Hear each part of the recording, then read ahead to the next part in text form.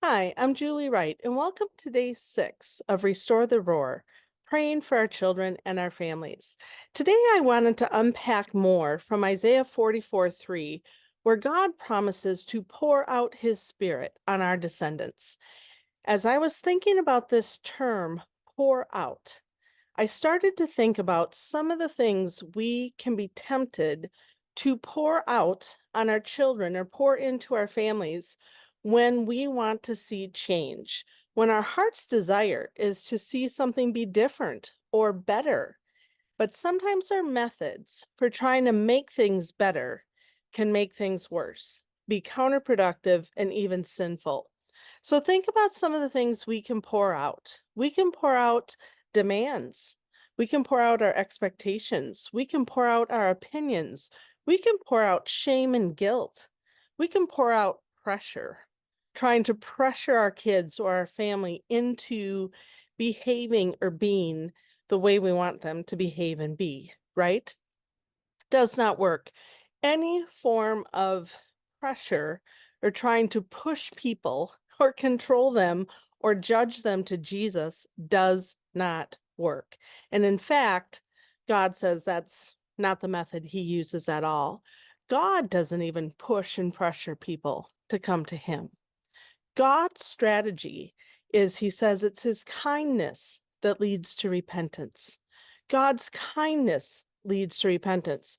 Again, in John 6:44, it says, no one comes to the Father unless the Father draws them. As I looked up what that word draw meant, it meant to impel, to draw by an inward power, to literally reach into the heart and soul of a person and to pull them with spiritual and emotional influence toward the Lord. And the way that he pulls is through his kindness. It's through his spirit. God's love is like a magnet.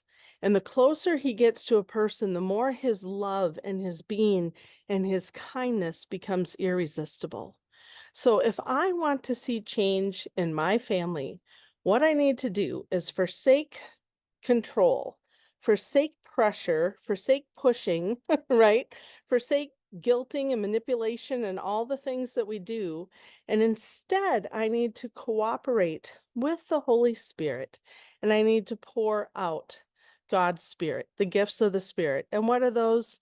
Love, joy, peace, patience, kindness, goodness, gentleness, self-control, right? We need to pour out the kindness, the mercy, and the grace of Jesus. And God's kindness will lead to repentance. Pray with me as we pray into this scripture for our families. So, Lord Jesus, we thank you that it is your kindness that leads to repentance. God, we thank you that you are magnetic. Your love is magnetic, and you know the combination for every human heart, Lord. You know how to draw near and to pull people, to impel and compel them to come to you, Lord, to respond to your love. We love you because you first loved us. We don't love you because you judged us. We don't love you in return because you pushed or pressured us. We love you in response to your loving us. So, Lord, right now we lift up our families, we lift up our children and our descendants, and we ask in Jesus' name for you to pour out your spirit and for your kindness to draw them to yourself, to save them, to change them, to renew them, to transform them, and to establish them in your love.